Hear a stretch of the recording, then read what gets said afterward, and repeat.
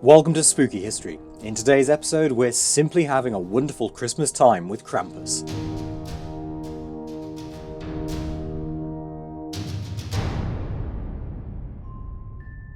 Have you been good this year?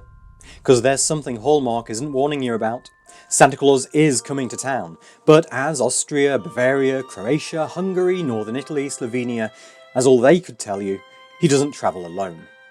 Since the 19th century, Central Europe has been more familiar with a certain type of Christmas card than you are.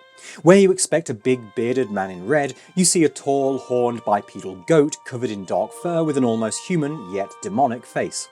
Instead of a miniature sleigh with 8 tiny reindeer, this creature walks on 1 cloven hoof and 1 human foot. Where you'd expect to see a white beard and broad face with a little round belly that shook when he laughed like a bowl full of jelly, between a hideous grin of fangs protrudes a grotesquely long snake-like tongue. There is one key similarity though. They're both looking for children. But where Kris Kringle carries a sack of shiny toys, Krampus carries a sack of his own, and you won't like what it's for, kiddywinks. Boys and girls, Krampus is coming to town. Kindly forget any cheesy, cute, commercialised Krampus cards and fuzzy toys emerging in mainstream markets today. The real thing wouldn't have used them to wipe his bum. Being naughty? Look for prezzies in that sack, and you'll find you're the one being tossed into it. Off you go. To where? Well, that depends on who you ask, but I can promise you it isn't to the North Pole or for a ride on Rudolph's back. At best, in Croatia, he'll only leave you a silver branch to symbolise your naughtiness, then steal all your prezzies. I don't know about you, but does your cuddly Santa Claus really still seem like such a nice guy, such a saint for children, when he turns a blind eye to an assistant who eats, drowns and drags children to hell, even if they have been naughty? Not quite Disney, is it? It's not even PG. Those parents sure weren't messing around back then.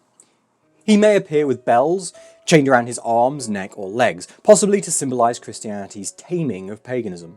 In other words, sure, he's allowed to come out to play on Christmas, i.e. that Yuletide festival already hijacked from pagans by Christianity. He's even allowed to accompany St. Nicholas on his errands, just so long as he's chained like a dog and does St. Nick's bidding.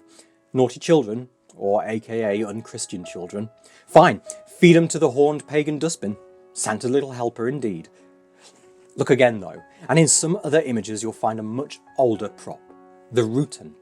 A bunch of branches from the birch tree in his clawed hands, with which he'll give those naughty brats of yours quite a thrashing.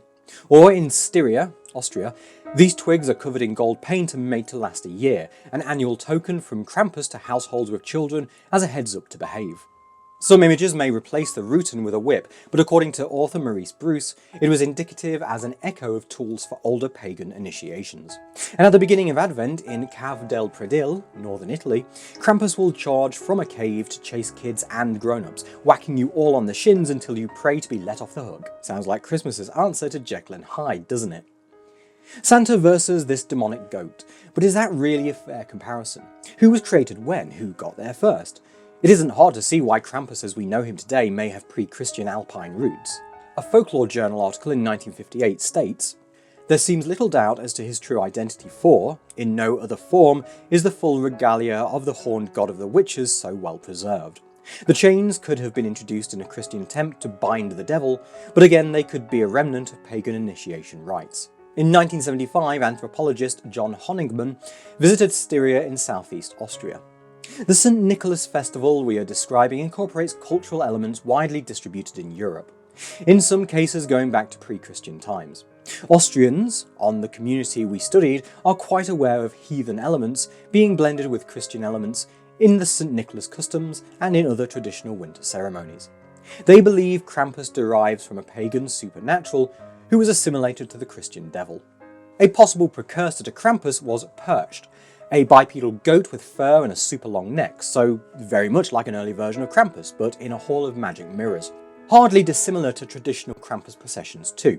The local revellers dressed in elaborate perched costumes and paraded through the streets in runs called Perchenlaufs, much to the chagrin of Catholic powers that be, who soon banned these festivals. The Perchenlauf didn't exactly die out, but instead merged with another alpine tradition, a religious winter play known as Niklausspiel, or the Nicholas play. in which St. Nicholas rewards enterprising children. Yet another compromise between paganism and Christianity to appease the Catholic authorities by including morals in these parades, now known as the Krampus processions. Many traditional celebrations involve Krampus in the Alpine areas. Since the 17th century, Austrian Christmas celebrations featured Krampus not as an enemy or opponent of St. Nicholas, but accompanying him. Other Central European countries would ultimately follow this tradition. In some parts of Europe, the Feast of St. Nicholas happens on the 6th of December. The night before, however, Krampus comes out to play. And Europe's St. Nicholas was no pushover. If you've been naughty, tough shit, not his problem. Expect a visit from his hooved assistant with a sack of his own.